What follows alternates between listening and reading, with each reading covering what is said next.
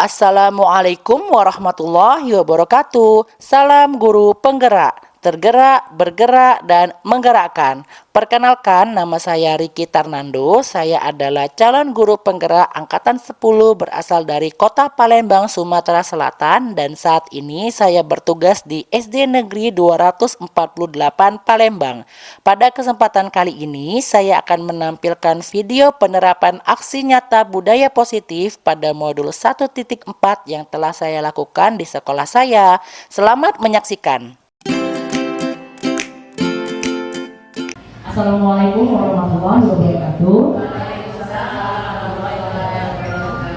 Alhamdulillah, rabbil alamin. Assalatu wassalamu ala sayyidina Muhammadin wa ala alihi washabihi ajmain. Amma ba'du. Alhamdulillah, saya ucapkan terima kasih kepada Bapak Ibu sekalian. Di hari Jumat ini kita bisa berkumpul di ruangan ini, meluangkan waktunya, meluangkan kesempatannya dari aktivitas. Apalagi kita hari ini lumayan sibuk ya, ada yang PDB, ada yang lagi koreksi nilai dan yang lain sebagainya. Jadi pada kesempatan kali ini izinkanlah saya untuk menyampaikan aksi nyata. Jadi ini adalah salah satu bisa dikatakan tanggung jawab saya sebagai nantinya calon guru penggerak untuk menyampaikan apa yang sudah saya pelajari di modul 1 ini. Jadi pada modul 1 ini topik yang akan saya sampaikan adalah tentang budaya positif, seperti itu ya. Oke, sedikit perkenalan, kenal sebenarnya ya. Nah itu, cuma ini adalah pembimbing saya. Nah kalau yang ini ya support system ya. Nah kalau dari support agak susah ya. Jadi yang mendukung kegiatan ini, kalau paling kanan itu beliau fasilitator. Jadi kalau sedikit sharing, kalau di pembelajaran untuk guru penggerak itu ada daring, ada tatap muka. Nah kalau yang daring itu dengan beliau, kebetulan beliau bertugas di Indralaya Utara. Nah jadi kan kalau ketemu setiap hari itu susah ya. Nah, jadi tatap maya. Kalau sebelahnya itu pengajar praktik saya, sudah ada beberapa bapak ibu yang sudah pernah melihat beliau ya dan bertatap langsung. Nah kalau ini saya dikenalin nggak kenal ya, apalagi yang sebelah sini ya. Nah kalau tidak kenal maka tak tahu ya. Perkenalkan, nama saya Riki Tarnando ya. Nanti kita akan buat kesepakatan forum dulu, tapi sebelum sampai ke tahap yang ini, saya minta kesediaan kepada Ibu Elma sebagai mewakili dari kepala sekolah untuk sedikit memberikan kata sambutan pada kegiatan kita di pagi menjelang siang ini. Kepada Ibu Elma, saya persilakan. Bismillahirrahmanirrahim. Assalamualaikum warahmatullahi wabarakatuh. Alhamdulillahirrahmanirrahim. Assalatu wassalamu ala asrofil anbiya'i wal mursalin wa ala alihi wa sahbihi ajmain. Amma ba'du. Puji syukur kita panjatkan kehadirat Allah Subhanahu wa taala yang mana kita senantiasa selalu diberikan rahmat dan hidayah kesehatan. Rahmat kesehatan ini tidak mudah ya. Mahal, sehat itu mahal. Beriring salam dan salawat kita aturkan kepada junjungan Nabi besar Muhammadin sallallahu alaihi wasallam beserta para sahabat, keluarga, pengikut hingga akhir zaman. Amin ya rabbal alamin. Yang saya hormati CGP kita pada hari ini ya, calon guru penggerak dan rekan-rekan seperjuangan, rekan-rekan pendidik anak-anak SDN 248. Hari ini adalah hari presentasi Pak Riki ya. Kita hari ini Bapak Ibu sengaja dikumpulkan oleh Pak Riki. Beliau akan melaksanakan kegiatan CGP-nya, yaitu calon guru penggerak, presentasi hari ini. Karena sebelumnya Pak Riki ini sudah bertemu seperti inilah, dibuatnya seperti apa kemarin Pak Riki? Jadi dikumpulkan bersama Bapak Ali. Nah hari ini dia presentasi bersama kita. Semoga kita yang dikumpulkan di sini kita mendapat ilmu CGP ya. Bagi ibu yang muda-muda akan mengikuti CGP karena ini harus untuk menuju jenjang yang lebih maju lagi. Kalau Ibu Elma sebagai pengajar yang ilmu kan banyak ilmu untuk Bu yang baru ya. Sudah ikut transportnya bertemu sama Niki dulu Bu, yang ibu transfer ke ilmunya ya, yang lain sudah pintar semua. Alhamdulillah kita juga kedatangan guru baru, guru-guru senior semuanya, Bapak Ibu yang muda-muda. Nanti di dalam presentasi Bapak Riki nanti ya, calon guru penggerak kita juga akan melihat, dan mungkin inilah yang akan saya lakukan berikutnya setelah Bapak Riki ya. Semoga di dalam ruangan ini kita dapat ilmu tentang CGP, calon guru penggerak dari Pak Riki dan selanjutnya. Ikuti dan semoga bermanfaat. Amin ya rabbal alamin. Hanya itu Bapak Ibu yang bisa saya sampaikan. Bila saya, wassalamualaikum warahmatullahi wabarakatuh. Terima kasih kepada Ibu Dharma yang sudah memberikan sedikit kata sambutan untuk kegiatan kita pada pagi menjelang siang ini. Katanya kalau acara formal itu meresmi menarik kata sambutan ya. Nah itu jadi resminya acara kita pada pagi hari ini ya. Sebelum kita memulai kegiatan pada pagi menjelang siang ini, mari bersama-sama kita melafazkan lafaz basmalah.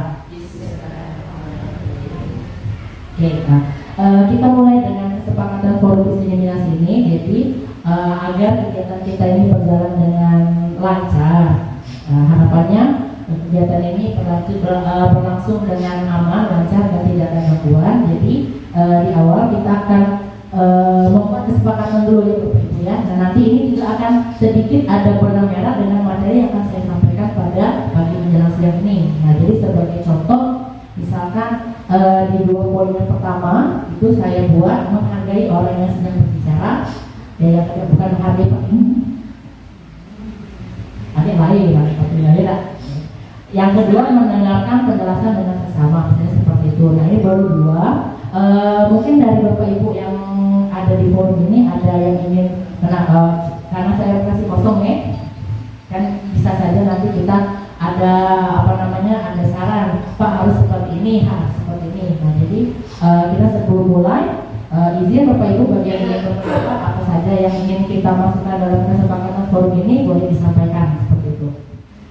Oke, jadi karena sudah kita tambahkan, jadi saya bacakan kembali. Jadi kesepakatan untuk forum diskusi, forum diseminasi ini atau pengibasan saya ini itu yang ada 5: menghargai orang yang sedang berbicara, mendengarkan penjelasan dengan seksama, saling bertukar pendapat atau berbagi pengalaman. Yang pertama karena di sini banyak yang sudah mengajar, pasti banyak pengalaman ya kan? Menghargai pendapat rekannya, dan yang kelima tidak memotong pembicaraan seperti itu ya. Oke, ketok palu. Deal. Ya, saya lanjutkan ke bagian berikutnya. Nah, ini ya untuk sebelum memulai ya, supaya tidak kayaknya tegangnya ini ya. Jangan sampai terbawa ini tegang. Jadi kita sedikit ini kegiatan awal gitu. Kalau di pembelajaran di kelas kan kita bisa sebut seperti peningkatan motivasi atau speaking gitu ya. Nah, jadi boleh saling bertatapan dengan teman sebelahnya, terus saling tersenyum, memberikan senyuman yang paling manis supaya kegiatan kita pada pagi menjelang siang ini berjalan dengan ceria. Oke, alhamdulillah sudah terlewati. Jadi ini adalah materi. Kok banyak yang hilang ya? Oke. Ini coba bentar, saya lihat dulu. Ini harusnya nggak seperti ini ya. Ada part yang menghilang ini. Oh, oke lah, nggak apa-apa lah. Jadi sebenarnya ini ada 6 materi. Nggak tahu kenapa dia menghilang ya. Nah, kita masuk ke bagian pertama, yaitu tentang disiplin positif. Nah, saya ingin meminta pendapat Bapak Ibu guru sebelumnya. Kira-kira kalau misalnya disebutkan disiplin positif itu yang terbersih itu apa? Boleh Ibu? Ini kasih pendapat Bu.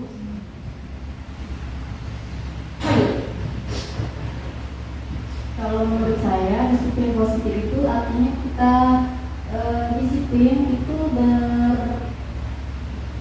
maksudnya lebih ke hal-hal yang positif. Ya misalnya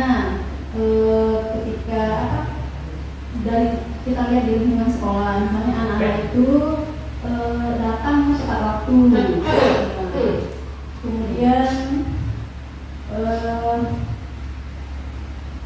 pakai seragam sekolah. Mungkin tidak. Boleh? Nah, jadi ini izin menyampaikan kalau teorinya itu seperti ini ya. Jadi kalau secara teori disiplin positif itu adalah cara menerapkan disiplin untuk mengadakan anak-anak bertanggung jawab dan menumbuhkan kesadaran diri berdasarkan nilai-nilai kebajikan. Sebenarnya seperti yang sudah disampaikan sama ibunya tadi sama Pak Agung juga, menerapkan disiplin jadi anak-anak itu bisa menerapkan hal-hal baik seperti itu. Intinya sama seperti itu. Terus mengarah ke disiplin diri dan dapat mengontrol diri dalam melakukan segala tindakan dan membuat murid memahami dan menyadari berdasarkan observasi internal. Jadi seperti itu. Jadi sudah tepat, sangat bagus sekali ya. Cuma sedikit ditambahkan saja. Jadi kita ingin menumbuhkan hal-hal baik dalam anak, tapi kita inginnya itu berdasarkan kesadaran sendiri, bukan karena didorong-dorong atau dipaksa seperti itu ya. Oke. Ini untuk disiplin positif. Nah, tujuannya adalah karena kita di sini menerapkan kurikulum merdeka nantinya untuk seluruh jenjang, meskipun kita belum tahu nanti yang dapat ngajar kelas 6 dan kelas 3 itu nanti sudah kurikulum merdeka juga atau belum, tapi tetap goalnya adalah kita ingin siswa-siswa kita atau anak-anak kita itu memiliki karakter 6 karakter profil pelajar Pancasila ya. Ini ada cuplikannya. Jadi bisa kita sama-sama. Yang pertama yang mana Bapak Ibu? Kalau profil pelajar Pancasila ini yang mana? Urutan pertama yang mana? Ya, beriman, bertakwa kepada Tuhan Yang Maha Esa dan berakhlak mulia. Yang kedua,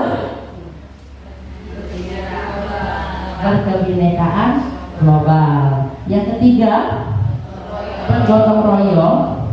Lalu diberikannya kreatif, bernalar kritis dan juga mandiri. Nah, jadi apa yang kita berikan tujuannya harapannya adalah anak-anak memiliki keenam profil ini.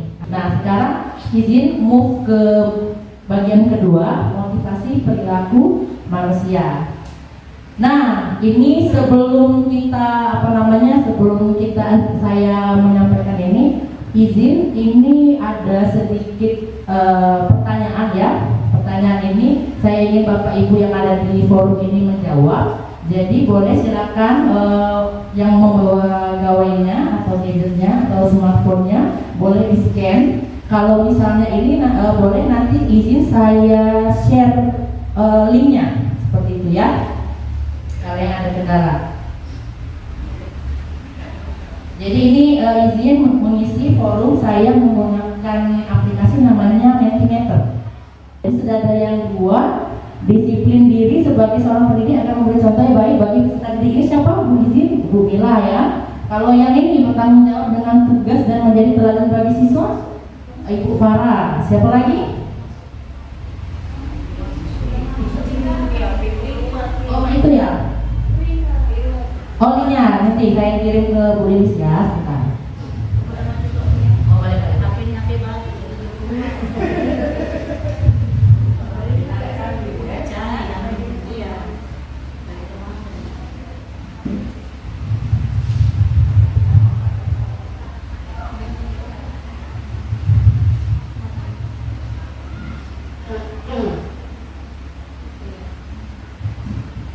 Ini yang ketiga, memberi contoh kepada anak didik biar disiplin. Waktu ini siapa izin? Ibu Rosita, Masya Allah, singkat, padat, jelas. Guru harus memiliki sikap disiplin agar dapat memberikan contoh bagi murid. Salah satu contohnya adalah datang tepat waktu. Ini siapa? Izin? Ibu Septi ya. Ada yang terkenal lagi? Waduh. Ya ini ada 4, minimal sana lah ya, 5 gitu, sedikit-sedikitnya. Oh ada nih, pas memang bertanggung jawab dengan waktu sendiri-sendiri dan menghargai waktu orang lain. Siapa sih?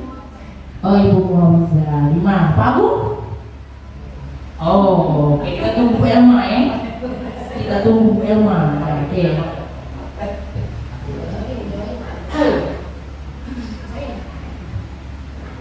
Ya, jadi di sini bukan hampir sepertinya seluruhnya ya. Jadi alasannya adalah kurang lebih sama. Adalah keharusan bagi guru. Ini siapa? Bu Elma. Oh, Ibu Pipi. Keharusan. Menghargai waktu, bertanggung jawab, memberikan contoh bagi peserta didik dan menjadi teladan. Bu Elma, kami tunggunya Bu Elma. Oke, siap. Lagi di lantai terus. Kamu di sini dulu kan.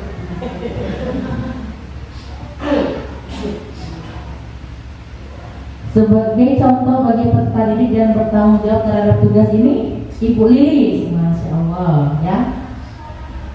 Ibu, silakan Bu.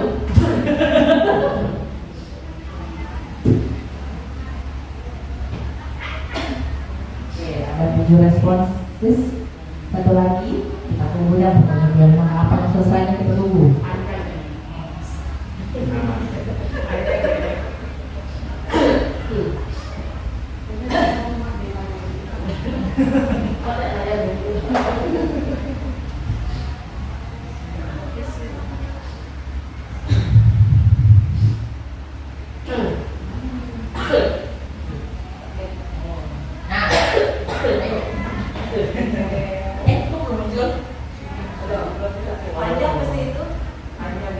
Karena sudah tugas kita sebagai seorang pendidik untuk memberi contoh yang baik bagi kedepannya untuk anak-anak bangsa. Semangat! Masya Allah ya. Apa namanya? Salah satu contohnya adalah tentang tepat waktu di kelas seperti itu ya. Nah, ini kalau secara teorinya motivasi itu ada 2 ya, kurang lebih. Untuk motivasi yang lain juga sama ya. Jadi yang ada motivasi eksternal dan motivasi internal. Jadi yang motivasi eksternal ini contohnya yang pertama untuk menghindari ketidaknyamanan atau hukuman. Ya besok misalnya terlambat, terlambat push up, misalnya gitu. Keliling lapangan, malu aku disuruh lari lapangan terus ya. Jadi anak-anak, oke, aku tidak mau dihukum lagi, aku mau datanglah tepat waktu. Seperti ya. Yang kedua, untuk mendapatkan imbalan atau penghargaan dari orang lain, misalnya kita ngasihnya kalau kamu tidak terlambat pada dikasih 2.000 misalnya seperti itu ya. Nah, jadi ada rewardnya. Jadi anak-anak itu berlomba-lomba ingin mendapatkan reward tadi seperti itu. Atau yang ketiga, menjadi orang yang mereka inginkan dan menghargai diri sendiri serta nilai-nilai yang mereka percayai. Nah, yang inilah yang sebenarnya benar-benar kita harapkan muncul di murid kita seperti itu ya. Dari disiplin positif tadi itu terjadi akibat dari motivasi internal, datangnya dari dalam diri, bukan dari karena ada hukumannya nih atau ada hadiahnya seperti itu ya. Sekarang kita lanjut ke bagian berikutnya, yaitu keyakinan kelas atau sekolah. Nah, ini materinya cukup menarik karena sebelum saya jelasin teorinya, jadi kan karena kita sebagai guru sekarang ini dituntut untuk mengikuti perkembangan zaman khususnya teknologi, dan kita ini sekarang sudah harus terintegrasi dengan platform Merdeka Mengajar atau yang kita kenal dengan nama PMM.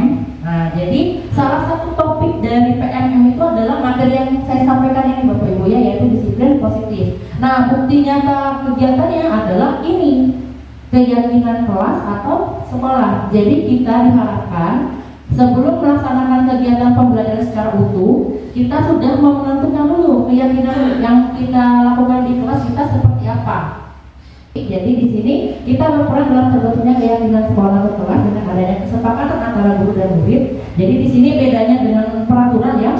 Kalau peraturan itu harga mati, siswa harus mematuhi. Sedangkan kalau keyakinan kelas ini disepakati antara kita dan anak-anak, dan diharapkan pada saat berlangsungnya itu dipatuhi baik anak-anak maupun kita sebagai guru seperti itu ya. Lalu yang kedua, dapat berupa pernyataan universal yang mudah diingat, dipahami dan harus diterapkan dalam lingkungan sekolah atau kelas. Nah, ini sedikit contoh. Nah, ini contoh, ini yang sebelah kanan kiri ya, kiri. Kalau aku namanya kanan berarti. Sebelah kiri ini saya buat kemarin, tapi ini juga masih belajar, jadi saya belum belum terlalu ini sama anak-anak, jadi ini saya terapkan dulu. Nah, saya juga sambil belajar. Kalau yang sebelah kanan ini yang dibuat oleh Ibu Dwi di kelas 5A. Nah, ini contohnya Bapak Ibu. Jadi berdoa, sebelum belajar, piket, belajar banyak, rajin seperti itu ya. Ini sebagai contoh. Nah, tidak ada yang sempurna, tapi setidaknya nantinya kita akan buat yang bisa kita lakukan sama-sama bersama dengan anak-anak seperti itu ya. Oke. Nah, ini adalah salah satu metode yang akan kita capai untuk mencapai si disiplin positif tadi seperti itu ya. Oke, ini untuk topik yang ketiga sampai di sini. Ada yang mau ditanyakan? Boleh?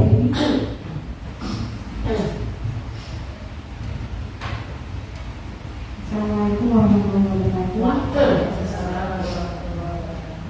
Izin bertanya Pak Ibu. Di sini kan tentang kesepakatan kelas. Yang sebelumnya itu kita gunakan aturan kelas. Apa bedanya?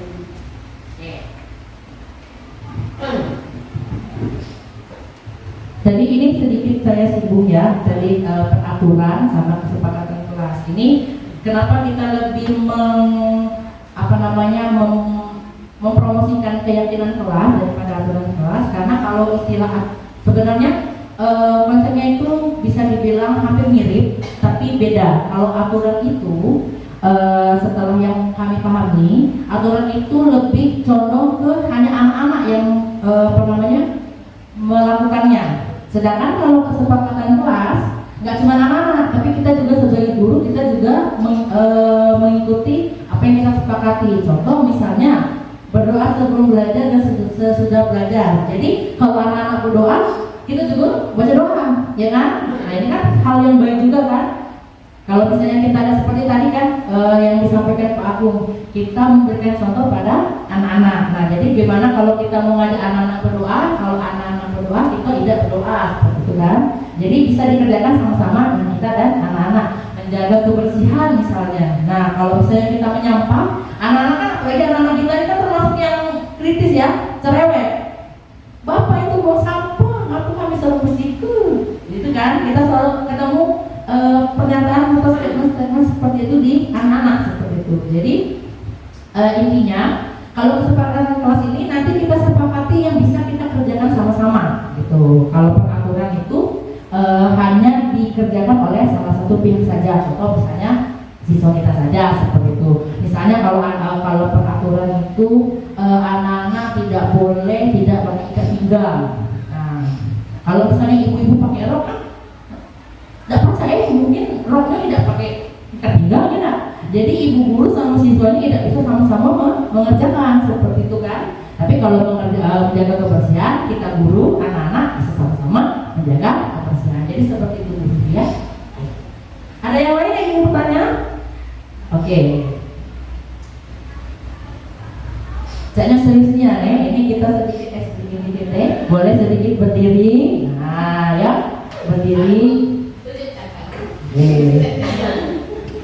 Ini nih sebenarnya ada yang di depan ya memimpin. Jangan kali ini.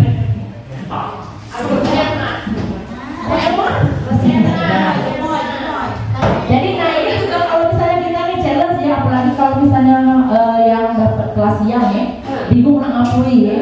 Nah jadi bisa dipakai kan, alhamdulillah kan kita speaker ada ya, bisa dipakai. Jadi kalau tidak perlu ditanyakan apa-apa, yang penting ada ininya, ada speakernya, jadi bisa di ini sama anak-anak bareng-bareng seperti ini. Biar suara kita udah gitu.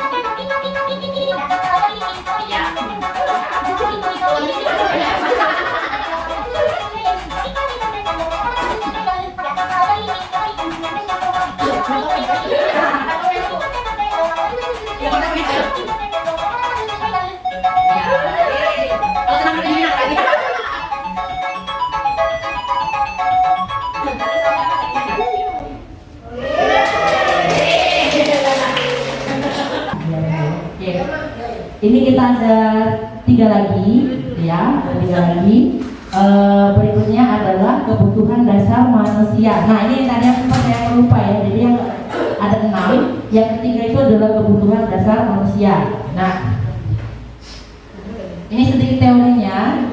Jadi ketika misalnya anak-anak itu melakukan kegiatan atau perbuatan yang bertentangan dengan nilai-nilai kebajikan atau melanggar peraturan, sebenarnya mereka itu gagal memenuhi kebutuhan dasar mereka. Jadi secara alamiah kita sebagai manusia itu ada kebutuhan-kebutuhan dasar yang kita miliki untuk setiap kita masing-masing. Nah, jadi yang secara teori itu ada 5: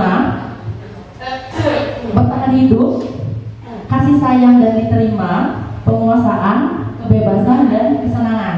Nah, supaya lebih paham, ini saya ada satu contoh studi kasus. Ini izin karena sebelumnya saya disclaimer, ini saya melihat dari rekan guru penggerak yang lain. Nah, ini contoh studi kasus yang saya rasa mungkin ada pernah terjadi di siswa-siswa kita ya.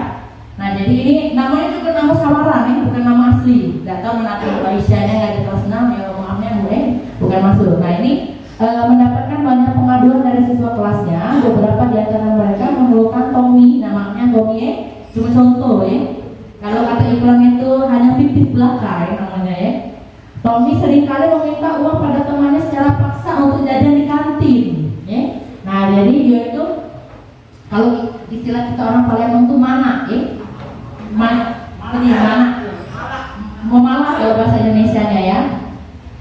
Secara paksa untuk jajan di kantin. Nah, jadi kita tadi sudah sedikit kira-kira faktor apa yang menjadi alasan Tommy melakukan hal tersebut. Nah, supaya sedikit seru ya, kalau tadi kan main tunjuk ya. Jadi tadi sambil kita ingat, pertanyaannya adalah kenapa, kira-kira apa sih yang menjadi alasan si Tommy itu suka memalak duit temennya gitu ya. Kira-kira apa yang terjadi ya? Oke, kita mulai. Yang namanya muncul di putaran ini, izin ya memberikan pendapatnya. Iya, langsung Ibu Elma, Iya, Ibu Elma.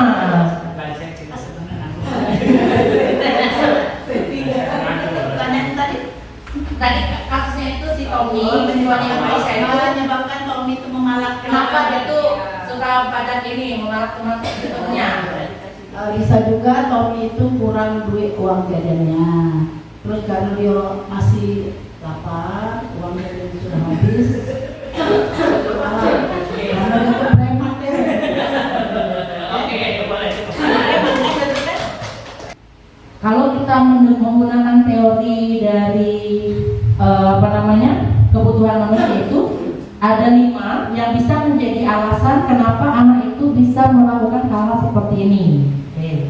Jadi di sini disclaimer lagi, bukan perkara benar atau salah ya. Jadi ini alasan-alasan yang bisa muncul di anak-anak seperti itu ya.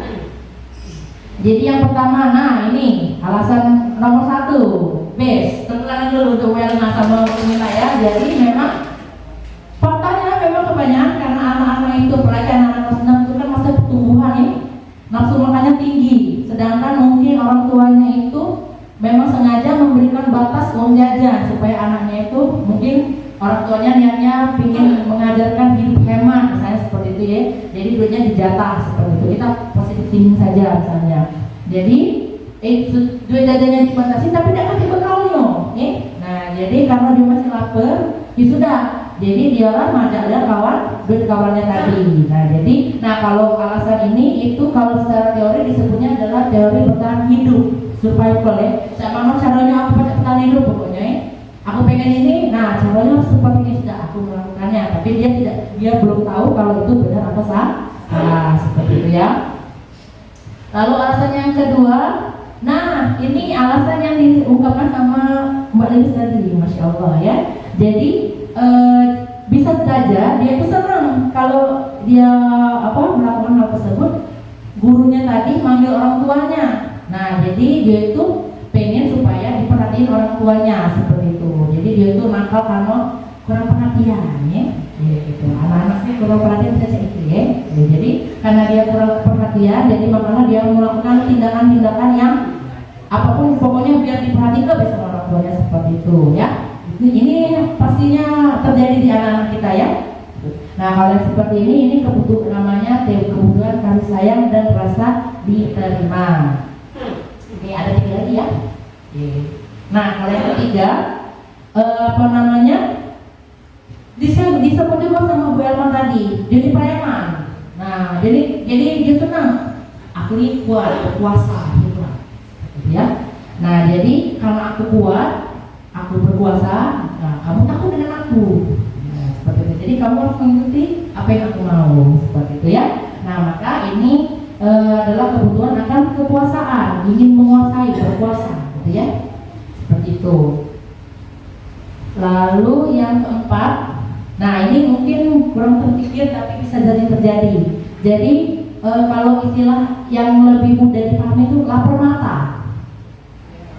Lihat di ibu itu jual cireng, ibu ini jual cilok, ibu ini jual basreng, pengen semua, duitnya gak cukup. Tapi kalau dibilang kelaparan tidak juga, pengen gak ya? Pengen apa? Duitnya gak cukup, minta gengsi, gitu ya. Jadi salah satu cara yang bisa digunakan adalah minta duit temannya, seperti itu ya. Nah, jadi itu juga bisa menjadi alasan. Nah, kalau alasannya seperti itu, maka secara keren disebutnya adalah kebutuhan akan kebebasan ya. Dia pengen bebas gitu, tapi terbatas. Nah, kalau yang ini nih yang agak bahaya ya. Jadi cuma iseng, dia tuh melakukannya karena iseng. Dia lihat kawannya itu takut, aku nangis. Apalagi kalau misalnya dia cowok majain cewek. Nah, cewek kalau misalnya apalagi yang ceweknya yang mohon maaf agak sendu agak melo nah agak melo, agak lembut perilakunya nangis yo. Nah, si Tommy ini senang gimana itu nangis. Nah, itu agak bahaya nih karena mungkin agak menjurus ke psikopat ya. Nah ini menurut dia kalau dia mau kesal atau nangis itu lucu jadi butuh hiburan gitu. Nah, itu juga bisa menjadi alasan nih. Nah, kalau seperti itu maka si Tommy itu memenuhi kebutuhan kesenangannya. Nah, jadi kelima alasan ini ya tentunya menjadi faktor kenapa anak-anak itu bisa melakukan kalau kita kenakalannya. Nah, dan ini juga mungkin Bapak Ibu sekalian pernah mengalami seperti itu ya. Nah, sekarang di sini mungkin saya karena di sini ada yang lebih senior dari saya kan pasti banyak metode-metode yang sudah dicoba seperti itu ya. Kalau nangani anak yang seperti ini caranya A, kalau yang ini caranya B, C dan selanjutnya. Nah, di kesempatan kali ini saya ingin membagikan apa yang saya pelajari di materi budaya positif ini di topik berikutnya. Oke, tapi sebelum ke sana ini saya sedikit menjelaskan dulu tentang posisi kontrol restitusi. Nah, jadi kita itu sebagai guru secara teoritis itu posisi kita sebagai apa? Oke, jadi di sini itu ada 5 posisi kita sebagai guru dalam menghadapi permasalahan murid-murid dari sekolah. Yang pertama, nih nomor 1, karena saya yakin kita pasti pernah melakukan hal ini ya. Guru sebagai penghukum ya. Kita ngasih hukuman ke anak-anak. Nah, kalau udah buat PR, jemur di lapangan. Contoh misalnya seperti itu ya. Contoh, jangan ditiru, mohon maaf. Yang kedua, guru sebagai pembuat merasa bersalah. Ini saya sedikit jelaskan sedikit. Yang ketiga, guru sebagai teman. Yang keempat, guru sebagai pemantau. Dan yang terakhir, guru sebagai manajer. Oke, izin Bu Lia, penasaran dengan Bu Lia. Kalau selama mengajar dulu, kalau misalnya dengan anak-anak itu Kiro-kiro yang sudah sering dilakukan ke anak-anak, misalnya anak-anak itu kalau yang misalnya anak-anaknya tidak buat PR misalnya, nah apa yang sering dilakukan seperti itu? Bapak boleh sharing sedikit?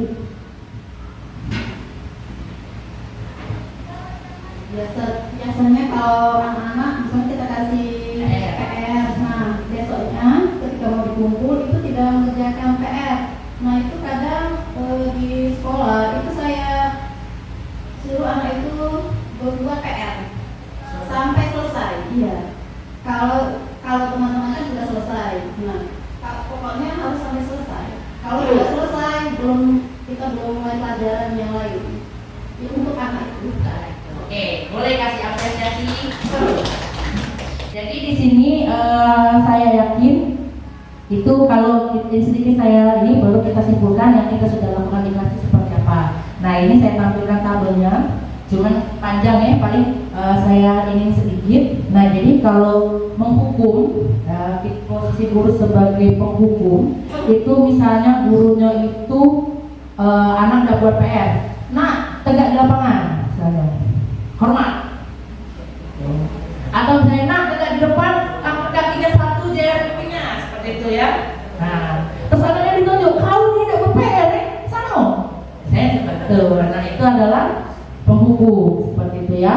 Nah atau misalnya kalau misalnya mungkin seperti saya ya, ini saya sedang perbaiki juga. Saya ini tipikal guru yang suka mengancam. Awas kau yang tidak buat PR ya. Kalau saya sedikit seperti itu, saya sharing apa yang saya lakukan gitu ya. Nah saya juga sering memposisikan diri saya sebagai penghukum. Nah gitu.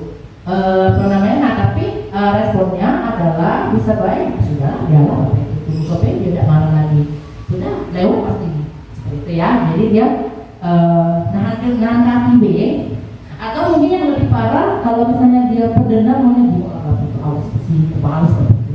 Bisa jadi seperti itu ya. Jadi kalau kita sebagai penghukum, responnya bisa seperti itu.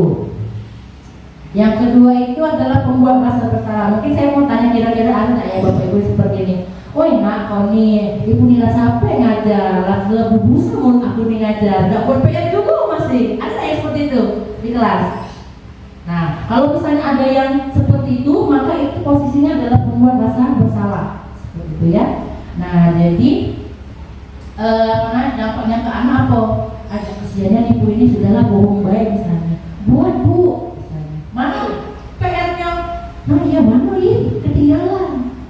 Jadi dampak negatifnya adalah anak-anak itu kalau tidak lemas sama gurunya nggak enak, jadi bohong yo. Udah bohong bilang, saya enak bisa sama ibu itu nangis, gitu ya. Dan membuat rasa bersalah. Nah yang ketiga ini saya juga masih menerapkan di kelas saya sebagai teman, oke? Jadi kawan dengan kawan itu ya. Oh ya lana buat PR nih buat ini, maka yang lain buat, kodek buat seperti itu. Saya contoh seperti itu ya, gitu. Nah, cuma negatifnya adalah kalau misalnya dia tidak ketemu guru yang cak pariki misalnya, yang tidak sekawan misalnya gurunya itu yang agak lalu kau ini tidak buat PR, nah sudah, karena dia tidak ada yang memotivasi dia seperti itu. Tidak baca, karena itu nak dipupuk dulu. Puk baru gawe gitu ya, baru dia bekerja. Nah berikutnya pemantau. Nah kalau pemantau ini seperti yang tadi contoh Ibu Lia sama Pak Agung tadi. Kalau udah buat PR ya, sudah duduk di situ, selesai ke PR. Oh hari ini juga, awas tidak selesai seperti itu. Nah saya juga seperti itu kok, ya. Jadi itu pemantau seperti itu. Nah atau misalnya kau ini tidak buat PR ya, sudah buat di papan tulis ya. Saya berjanji tidak akan membuat PR lain salah. Tidak membuat PR lagi, akan mengerjakan PR saya. Bikin 10. Kalau tidak akan membuat PR, lawan ibu dulu. Salah, maaf. Ini mulutnya agak direvisi sedikit ya. Berarti memperhatikan ya. Jalan dikoreksi. Nah kalau pemantau ini jadi dia lebih ke kalau aku ngerjain ngapu aku udah dikasih hadiah ya gitu. Jadi dia ada kayak pabriknya seperti itu. Nah jadi diharapkan itu sebagai guru ketika kita mau menjalankan budaya positif di sekolah kita, disiplin positif itu kita berperan sebagai manajer. Jadi yang paling bagus itu adalah manajer. Jadi saya juga setelah mempelajari metode modul ini, saya merefleksi juga, saya belum sampai ke tahap ini. Tapi meskipun saya belum sampai di sini, saya ingin kita sama-sama belajar seperti itu. Jadi saya belajar, saya juga mengajak rekan-rekan sekalian untuk bersama-sama kita menjadi manajer dalam pembelajaran di kelas seperti itu ya. Nah, untuk menjadi manajer itu seperti apa? Ya, jadi menggunakan posisi ini agar murid lebih bertanggung jawab, mendukung agar mereka mendapatkan solusinya. Nah, ini adalah langkah-langkah yang kita akan lakukan ketika kita akan menjadi seorang manajer untuk menyelesaikan masalah peserta didik kita. Ya, jadi nama metodenya adalah segitiga restitusi. Ya Bapak Ibu ya. Nah, jadi ada 3 tahapan dari segitiga restitusi, yaitu yang pertama menstabilkan identitas, yang kedua validasi tindakan yang salah, yang terakhir kita menanyakan keyakinan. Nah, jadi ini akan berkaitan sekali dengan materi kita yang sebelumnya. Oke, ini saya lanjutkan ya. Oke, jadi menstabilkan identitas itu kalau secara ini adalah membuat kesalahan adalah bagian dari proses pembelajaran. Jadi kita ingin supaya apa yang sebenarnya salah tadi bisa menjadi lebih baik. Contohnya misalnya anak-anak itu dapat PR. Oh ya sudah, misalnya contoh ya. Ini, kita tidak mungkin selalu kalau dapat PR coba kita sama caranya kita selesaikan sama-sama. Kenapa kamu bisa dapat PR di sekolah? Jadi kita bersama-sama menguatkan dulu anak-anak.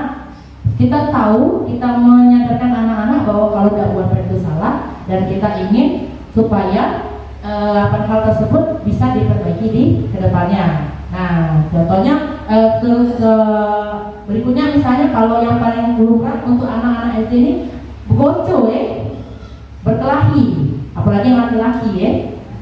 Nah, kalau misalnya saya, biasanya saya langsung, nak, aneh itu ke lapangan sana, seperti itu. Nah, ini saya juga kalau sudah tersadar seperti ini, saya akan berubah gitu ya. Nah, di sini contoh yang bisa kita sampaikan ke anak-anak bisa seperti, saya tidak peduli siapa yang benar, siapa yang salah. Pokoknya caranya kita harus perbaiki supaya tidak kejadian lagi. Nah, saya seperti itu ya. Jadi ini hanya sekedar contoh, tidak selalu harus seperti ini. Tapi yang jelas kita menentukan dulu yang dilakukan itu sudah merupakan sebuah kesalahan seperti itu ya. Lanjut yang berikutnya adalah validasi tindakan yang salah. Jadi berdasarkan prinsip bahwa setiap perilaku berupaya untuk memenuhi sebuah kebutuhan tertentu, sehingga berdasar dari pemikiran stimulus respon menjadi proaktif serta akan lebih mengenali dan mengakui kebutuhan murid atau anak. Misalnya kita ambil contoh lagi yang tadi tidak buat PR. Nah, jadi dari sini kamu sadar kan kalau tidak buat PR itu salah. Nah, sekarang coba ceritakan kalau tidak buat PR itu ngapo, alasannya apa? Seperti itu. Pasti akan banyak responnya. Kalau ada buat itu kira-kira apa ya alasannya? Tidak ngerti misalnya. Apa lagi kira-kira? Apa lagi kira-kira? Ketinggalan. Seperti itu ya. Nah, jadi kita akan menemukan nih banyak alasan-alasan anak kenapa tidak buat PR. Nah, terus yang contoh kedua misalnya berkelahi. Nah, ngapa kok bisa berkelahi? Ngapa kok bisa buat? Pasti banyak alasannya. Contohnya misalnya kalau yang sering ketemu nih, dia kenapa ngatain nama bapak aku? Ya. Gitu ya, sering ketemu ya, apalagi anak SD, anak-anak kita ya. Mungkin apa lagi kalau berkelahi misalnya? Nah, itu duluan, seperti itu ya. Nah, jadi kita mencari dulu, tahu dulu kira-kira apa yang menyebabkan hal tersebut bisa terjadi. Dan yang ketiga, menanyakan keyakinan. Nah, inilah yang tadi kita kaitkan dengan materi keyakinan kelas atau sekolah tadi. Nah, kita tanya ke kira-kira kalau misalnya kami berkelahi itu sesuai dengan apa yang kita sepakati, pasti dia ngomong tidak, seperti itu ya. Kalau yang waras ya. Nah, kalau yang waras itu kita macam-macam caranya. Kok misalnya kan anak-anak itu kan pasti ketemu deh yang jawabannya yang unexpected ya. Tidak sepakat aku. Nah, kita tunjukkan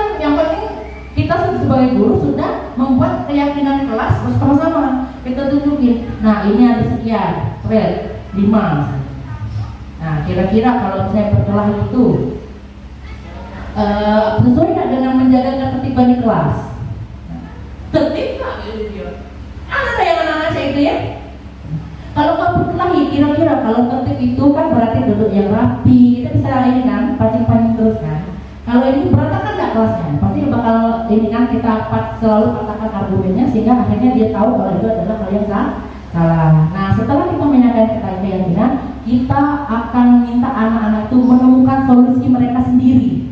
Nah jadi di sini kita sebagai guru tidak lagi kita yang ngasih solusi ke anak-anak ya. Jadi setelah mempelajari ini saya ingin membagikan ke Bapak Ibu guru sekalian bahwa kalau anak-anak punya masalah, mereka lah yang kita akan minta untuk berpikir bagaimana menyelesaikan masalah mereka sendiri. Karena kalau kita biasanya anak-anak itu belum puas gitu ya. Nah, jadi mereka kalau misalnya kita maksud maaf lah, cuman gitu ya, kadang-kadang masih cemetut. Nah, cuman kalau mereka sadar dari sini sudah Pak kami maafkan baik. Nah, jadi kalau dia sampai goal seperti itu artinya dia sadar sendiri. Nah, itulah yang kita tuju sebagai guru dalam menyelesaikan masalah murid-murid kita di sekolah. Jadi seperti itu Bapak Ibu guru ya, teman-teman sekalian. Habis. Banyak materinya ya. Oke, nah sekarang izin ada sedikit sesi tanya jawab. Jadi bagi Bapak Ibu guru yang ingin bertanya mengenai apa yang saya paparkan ini, boleh silakan. Saya berikan waktu dan kesempatan. Kalau tidak ada aku tunjuk ya. Ini banyak ada pertanyaan nih. Berarti ini apa namanya itu penghukum ya, penghukum pemantau ya. Oke mungkin para ada yang mau ditanyakan Bu? Boleh. Terima kasih atas kesempatannya. Perkenalkan nama saya Thomas Rumi. Saya ingin bertanya terkait dengan peran guru yang tadi guru sebagai guru dan seterusnya. Kan yang tadi yang terbaik ya itu adalah guru sebagai Manajer. Bisakah memberikan implementasi di kelas guru sebagai manajer itu seperti apa? Terima kasih. Kembali kasih pertanyaannya ya. Oke. Pak Agung ada pertanyaan Pak Agung? Belum. Bu Septi? Dah.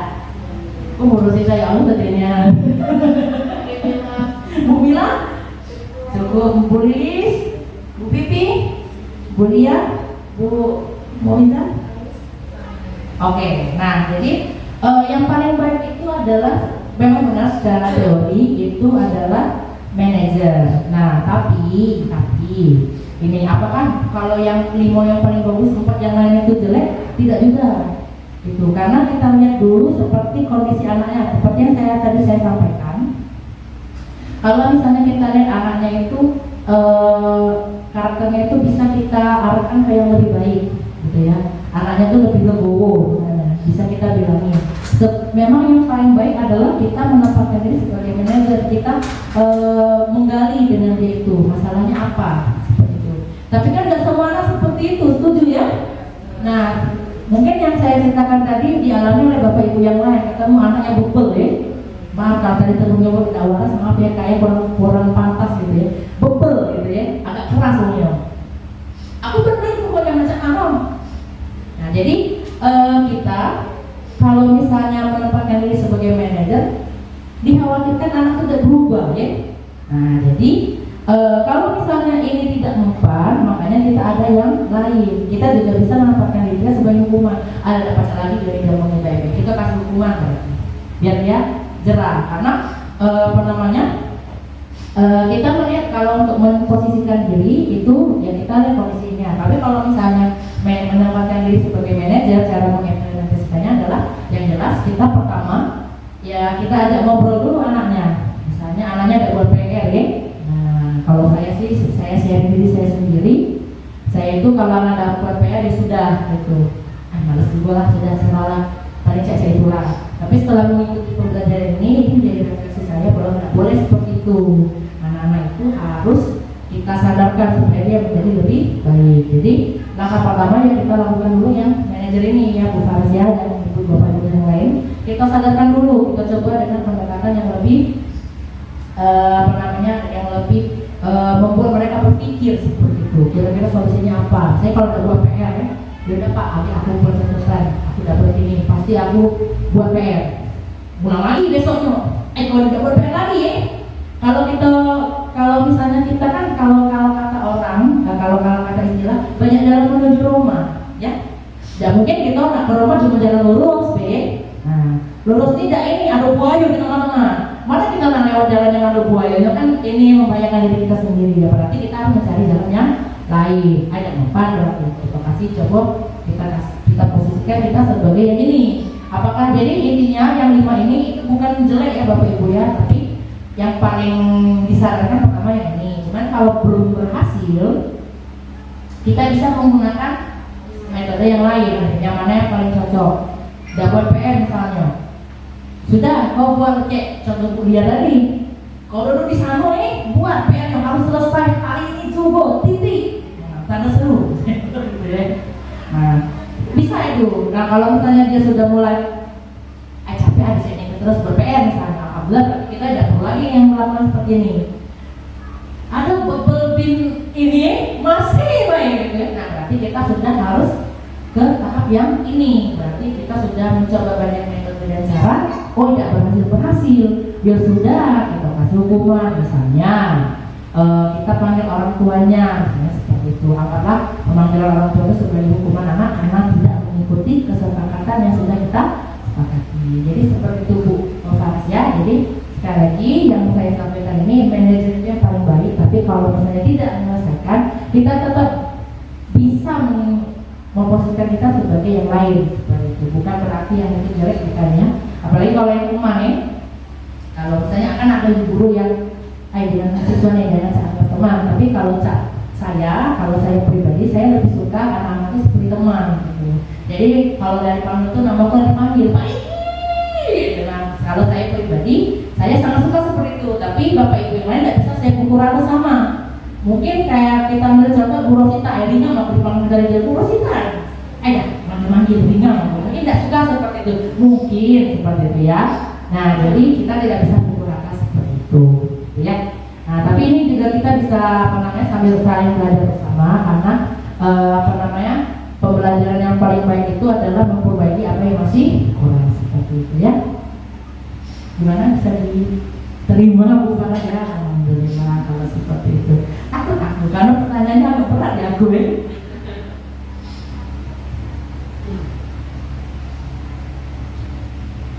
Baiklah kalau begitu. Yang lain ada pertanyaan? Kate, salut bisa kan? Kita kasih tepuk salut untuk Welma ya. Sama-sama 1, 2, 3. Salut, salut, salut, salut, salut. Masya Allah. Jadi apa yang disampaikan Bu Welma tadi itu sebenarnya ya yang saya sampaikan juga seperti itu ya. Jadi ini benar-benar kejadian yang nyata terjadi di sekolah kita seperti itu. Nah, jadi konsepnya hampir sama ya Bapak Ibu ya. Jadi kita sebagai guru ini tantangan kita sangat berat, tantangan kita sangat sulit. Bagaimana caranya? Apalagi di zaman era sekarang anak-anak sudah semakin susah untuk dididik ya. Kalau mungkin zaman dulu bisa dikerasi semua, kalau sekarang dikerasi dia berontak gitu ya. Jadi harapannya adalah setelah presentasi saya hari ini dan juga sharing dari Ibu Elma itu bisa menyadarkan kita bahwa kalau menghadapi anak-anak itu kita lihat dulu kondisi awal anak itu seperti apa seperti itu ya. Dan sedikit ini di pertemuan ini kasarnya saya kasih PR gitu ya. Jadi di tahun ajaran baru kita bersama-sama, saya juga dengan Ibu Dwi sebagai partner saya. Di tahun ajaran baru kita sama-sama wajib membuat keyakinan kelas bersama-sama dan wajib didokumentasikan karena hal baik ya pasti bermanfaat untuk kita juga ya. Jadi kalau kita punya dokumentasinya kita bisa upload ya pasti bermanfaat untuk kita. Salah satunya kita bisa punya sertifikat yang bisa nanti kita upload untuk kewajiban kita sebagai aparatur sipil negara gitu ya. Mungkin cukup dulu apa yang saya sampaikan pada siang hari ini, siang saat ini. Langsung ini sebelum saya tutup, izinkan kita bersama-sama melafazkan lafaz hamdalah. ilmu yang saya coba bangun bersama teman-teman Kak. Bukan saya bagikan ya, karena saya belum merasa pantas untuk memberikan, tapi bersama-sama kita belajar. Semoga ilmu ini bisa kita terapkan dan kita bisa imbaskan ke teman-teman kita ya. Dan saya berharap semoga nantinya di angkatan 12 di dalam forum ini akan ada yang mengikuti jejak saya. Gak usah takut gitu ya, kebetulan dia nasi naas aku dapat. Jadi kalau yang lainnya kita kan tidak baca di buku rata itu, insya Allah ilmu guru penggerak ini pasti bermanfaat untuk kita ya, apalagi kalau kita ingin memiliki jenjang karir yang bagus untuk di dunia pendidikan seperti itu ya. Baik, saya akhiri. Salam guru penggerak. Wassalamualaikum warahmatullahi wabarakatuh.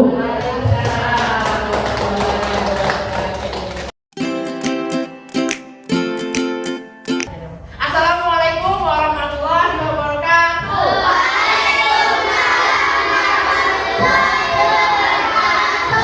Apa kabarnya anak-anak? Alhamdulillah, sehat? Bukan wajahnya ceria semua ya. Habis tak ketemu 2 hari. Ya. Oke, nah jadi anak-anak, sebelum kita mulai kegiatan kita pada hari ini, kita akan membaca doa terlebih dahulu seperti biasa ya nak ya. Coba Hamid pimpin doanya.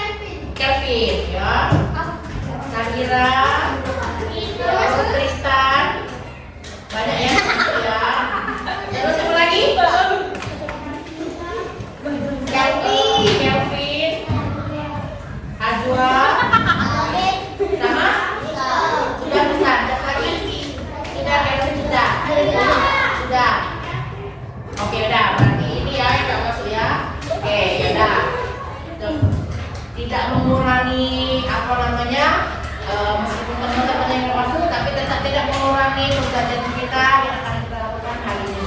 Nah, tapi anak-anak sebelum kita melakukan pembelajaran pada hari ini, Pak Riki ingin kita sama-sama membuat yang namanya kesepakatan kelas. Jadi apa itu kesepakatan kelas? Ada yang tahu? Oke, jadi kesepakatan kelas itu adalah hal yang sama-sama kita akan sepakati antara Pak Riki dan anak-anak. Nah, sebelum kalau misalnya kayak biasa nih peraturan ya, kalau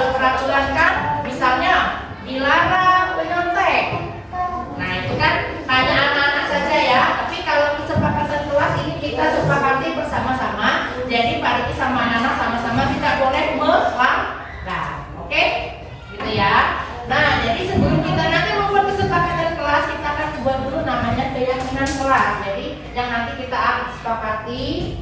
Setelahnya kita akan juga menjadi kesepakatan kelas seperti itu ya, paham?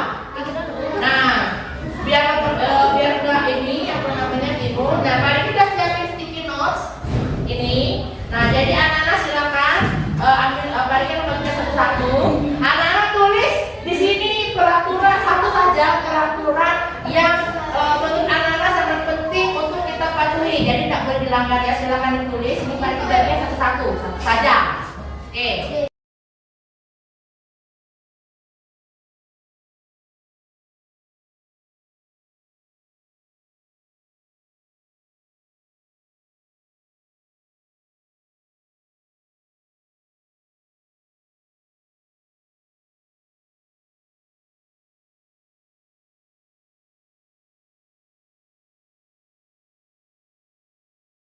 Oke, semuanya sudah dapat ya?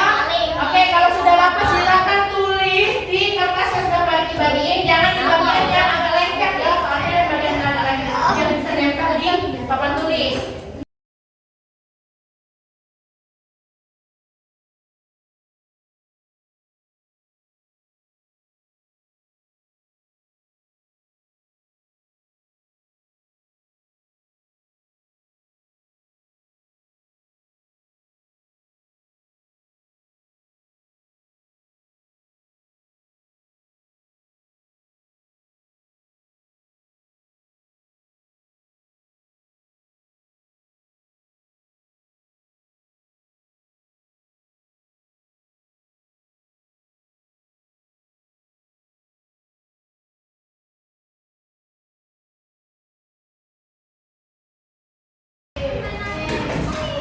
Nah, jadi anak-anak ini adalah peraturan-peraturan yang menurut anak-anak penting. Halo.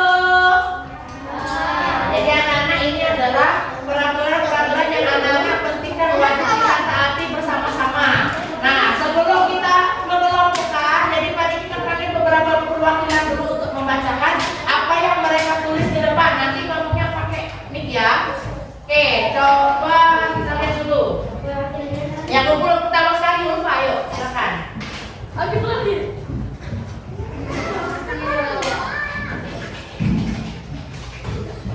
Ngomongnya cepat.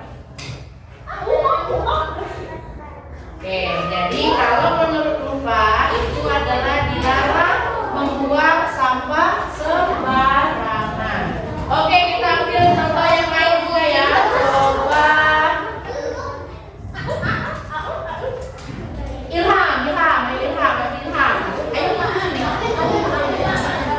Tunjuk yang mana dulu Ilham, terus dibacakan ke teman-teman apa? Ini pakai yang mana yang Ilham? Oke, coba ada sana, ada sebelah sana. Yang sebelah sana. Oke, coba. Ada teman-temannya. Tadi apa yang ditulis? Oh ya. Apa yang ditulis?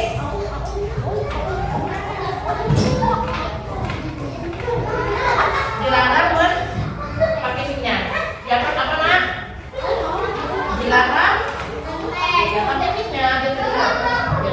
Jadi dilarang Oke, dilarang mencontek ya. Terus oke, satu lagi.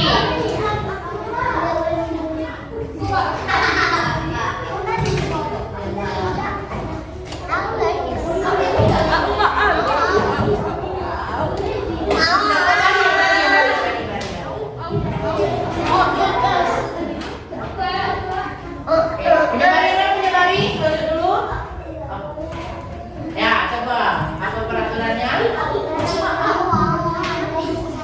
Oke, dilarang bertengkar dengan sesama teman. Oke ya, itu hanya perwakilan saja ya. Dan sekarang kita akan mengelompokkan yang relatif sama, yang mirip-mirip ya. Nanti kita tempelkan, kita kelompokkan di satu tempat yang sama. Oke, kita mulai dulu. Halo Ilham, duduk Ilham, Rehan duduk Ilham ya. Oke, kita mulai dulu dari Ulfa. Dilarang membuang sampah sembarangan. Coba Ulfa maju. Oke, ambil punya Ulfa. Kita akan pindah ke yang warna biru. Di mana kira-kira? Oke, sini ya. Oke.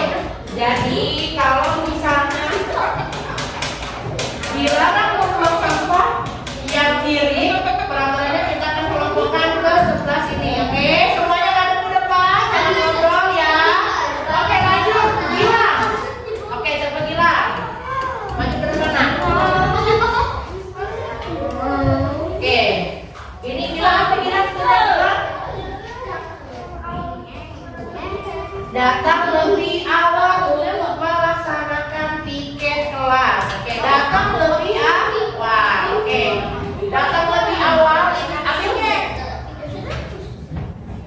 Oke, jadi kalau datang lebih awal kan bisa banyak kegiatan. Oke, kita satuin ya karena tujuannya untuk piket ke kelas ya. Oke, kita taruh di sebelah sini. Lanjut. Rapasya. Apa rapasya? Oh, tidak ngobrol berarti beda ya, bukan tentang kebersihan. Jadi kita pisahin, ambil rapasya, kita taruh misalnya di sebelah sini ya. Oke. Oke. Tidak mengobrol ya. Oke, lanjut. Hamid. Ambil Hamid. Apa? Tidak boleh merokok ya. Oke, Hamid. Hamid. Karena beda ya merokok sama itu. Oke, jadi kita taruh di sebelah. Boleh, boleh ya.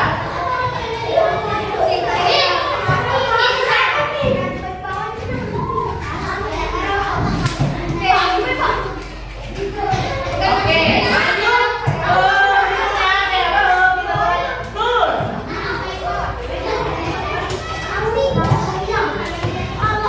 Oke, kita ambil satu aja yang dulu ya, yang mana yang tidak boleh membuli teman. Ambil, nah jadi karena beda kita bisa dulu ya. Mana? Oke, di sebelah sana. Oke, lanjut. Tea. Tea, ayo Tea.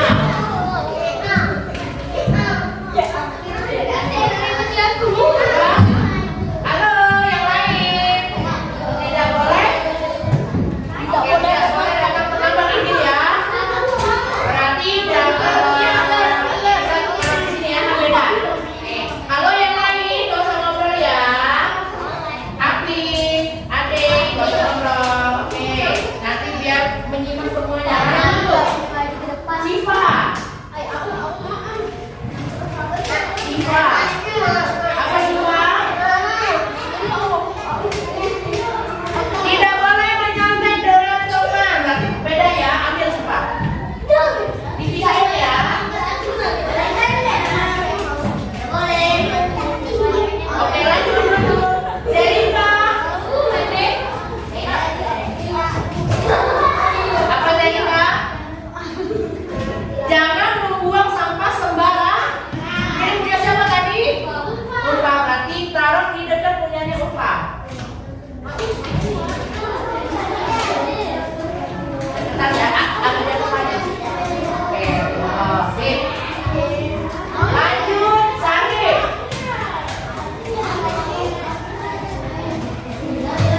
Apa Sari? Dapat datang tepat waktu berarti hampir sama kayak punya Cea. Tidak boleh datang. Oke, kamu di sini ya, deketin sama Cea. Lanjut, Nova. Apa Nova? Tidak boleh terlambat ke sekolah berarti sama kayak punya Cea sama.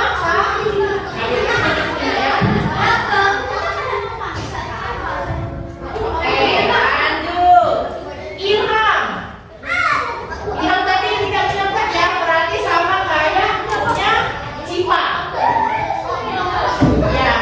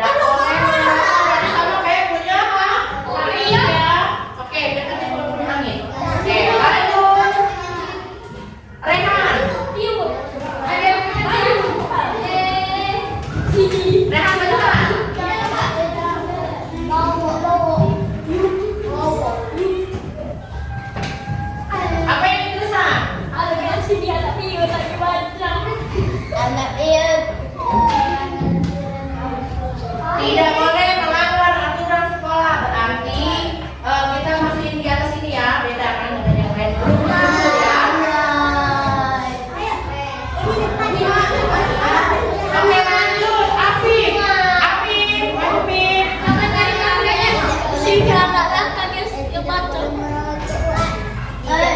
Apa nih? Dilarang mencontek. Ini duduknya yang ini. Ambil. Berarti sama ayahnya suka. Ya. Ini berarti. Bari. Oke, bari tadi. Oke, boleh duduk. Apa? Dilarang bertengkar sesama teman. Berarti sama kayak punya dulu ya. Tidak.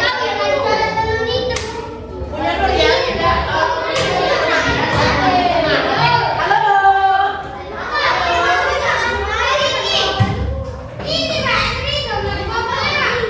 Tidak kera nanti kera. Kera. Oke, kita datang terlambat berarti sama kayak Anda. Bea. Oke,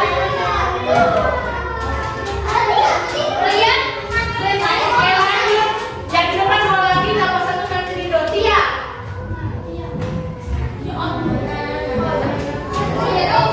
Apa dia?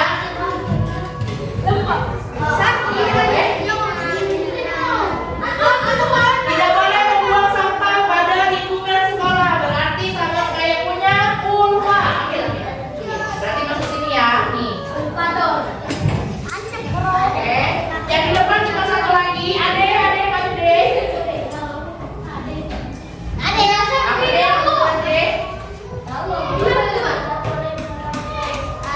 Tidak boleh melanggar aturan. Berarti sama kayak punya Rehan. Ayo Linda, kumpul Linda.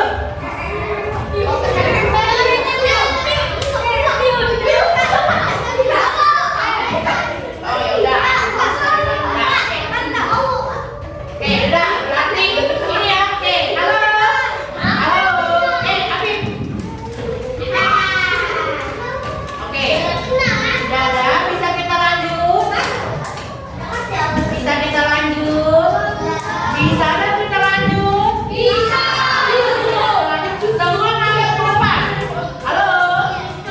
Nah, kalau sini semuanya ngadep ke depan, kondisinya kondusif. Jangan ada yang tapak lagu, jangan ada yang bernyanyi, jangan ada yang main-main ya.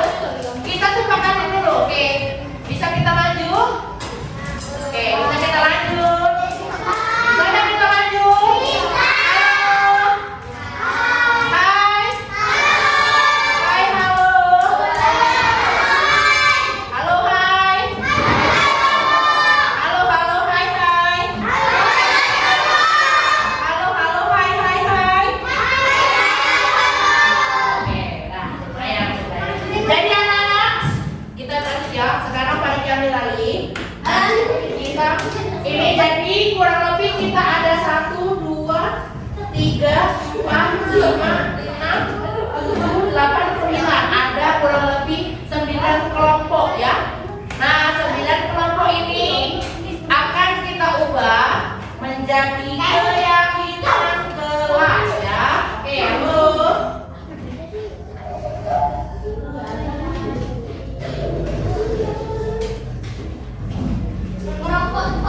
Oke, kita akan ubah menjadi keyakinan kelas. Nantinya keyakinan kelas ini akan kita sepakati menjadi kesepakatan kelas.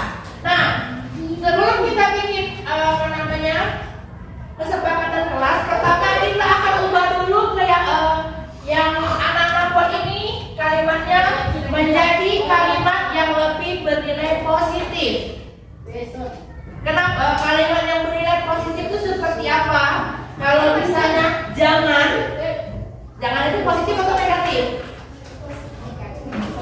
Jangan keluar. Berarti maknanya positif atau negatif? Tidak boleh jajan, positif negatif. Positif. Dilarang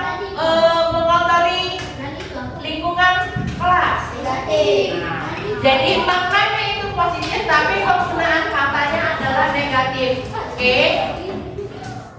Habibie, sudah ngobrolnya? Ngadep depan. Ngadep depan. Ngadep depan. Oke, ya. Oke. Nah, jadi ini kita akan ubah kalimatnya menjadi kalimat positif. Kalimat positif itu kita akan hindari kata-kata dilarang, jangan, tidak. Kenapa? Karena biasanya kalau kalimat negatif itu cenderung bikin penasaran. Contoh, Barka, jangan lihat yang ada di bawah laci. Kejadian kan? Nur, jangan lihat apa yang di dalam kantong Pak Riki. Penasaran kan? Nah, jadi kita akan ubah kalimatnya menjadi kalimat yang lebih positif. Oke, sekarang pertama kita yang paling banyak ini dulu ya. Jangan membuang sampah, jangan membuang sampah, jangan membuang sampah. Laksanakan piket kelas, piket, membuang sampah. Anak-anak, kalau kita tidak buang sampah, piket itu supaya apa, nak? Bersih ya, berarti apa? Kita sepakatin dulu ya, berarti kalau sampah itu berarti tidak membuang sampah, berarti kita menjaga. Oke, berarti yang pertama adalah menjaga kebersihan ya.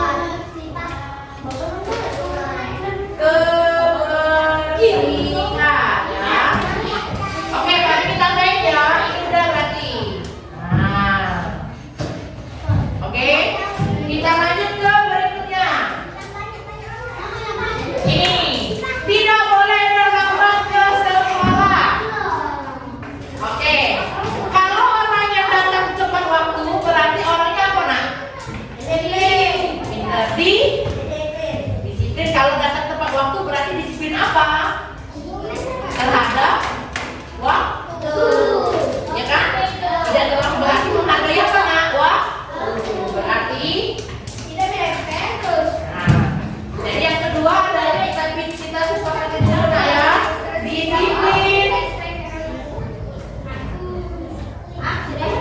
terhadap waktu. Oke, berikutnya yang mana? Yang empat, tidak boleh menyontek.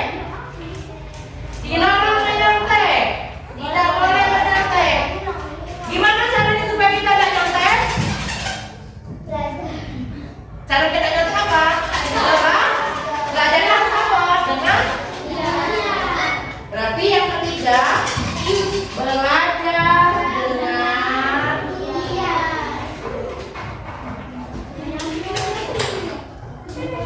iya.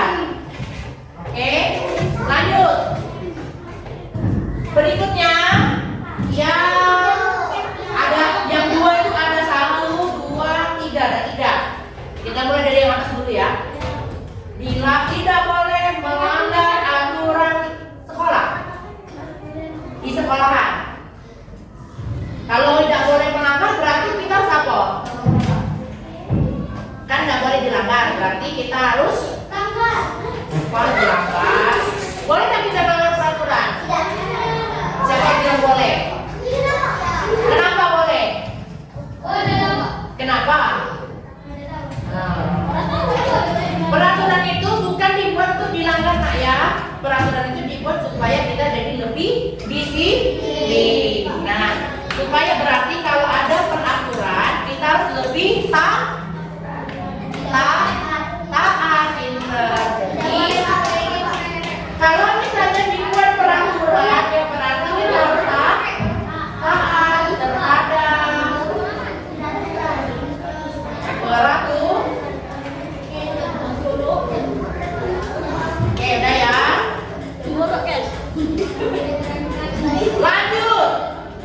Lanjut yang berikutnya yang bawah. Memakai baju sesuai yang disepakati. Dilarang memakai sendal. Baju sendal itu termasuk apa? Seragam, ya. Berarti memakai seragam yang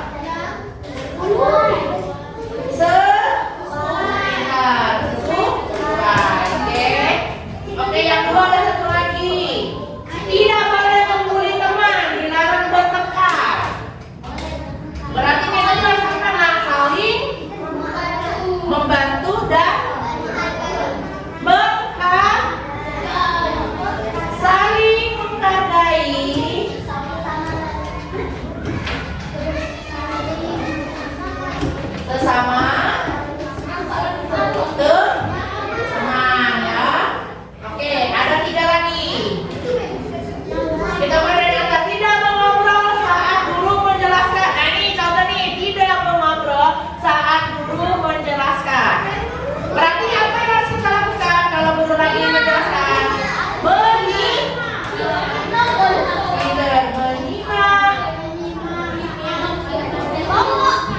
Penjelasan. Siapa nak? Oke, 2 lagi. Sebelum belajar kita harus membaca doa. Benar nggak? Berarti ini sudah bagus ya. Udah naik bagus ini. Apakah doa itu sebelum belajar baik?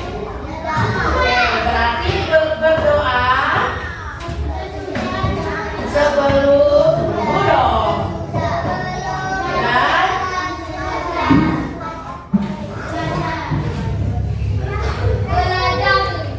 Oke, satu lagi terakhir, tidak boleh merokok. Ada yang merokok?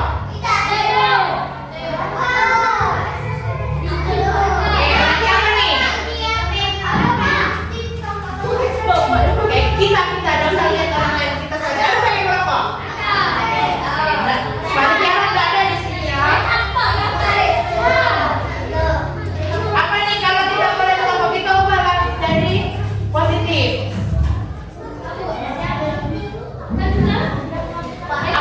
Apa? Berarti kalau merokok itu biasanya ada di mana? Ada di luar tuh. Oke, berarti kita anggap ini masuk ke bagian ini ya, taat peraturan. Oke. Nah, sekarang anak-anak kita ada berapa di depan kamu dulu ya. Sebelum kita jadikan peserta kata bahasa lo, semua yang ada di depan. Ya. Sebelum kita jadikan peserta kata jelas, kita akan urutkan dulu mana yang menjadi prioritas pertama. Oke. Ada 8 menjadi kebersihan, disiplin waktu, nada niat, taat peraturan, pakai seragam, saling menghargai, menyimak dan berdoa. Oke. Menurut anak-anak yang oke, di sini ada 8 poin. Jadi kita ini dengan angkat tangan saja ya. Paling hitung yang paling banyak. Oke. Nanti. Oke. Kita mulai dulu dari menjadi kebersihan. Siapa yang sepakat ini menjadi poin yang paling utama? Angkat tangan. 1, 2. Menjadi kebersihan. 2, 3. Berarti 3 orang ya. 3 orang. Disiplin waktu. Siapa yang ini bilang ini prioritas 1, 2 orang. Oh, 1 di mana? Oh, 3. Oke. Belajar dengan giat. 1, 2, 3, 4. Taat terhadap peraturan. 1, 2, 3, 4, 5, 6, 7, 8. Memakai seragam yang sesuai. 1, 2, 3, 4, 5, 6, 7, 8, 9, 10, 11, 12, 13, 14, 15 orang. Saling menghargai sesama teman. 1, 2, 3, 4, 5, 6. Menyimak penjelasan guru. 1, 2, 3, 4, 5, 6, 7, 8, 9, 10, 11, 12, 13,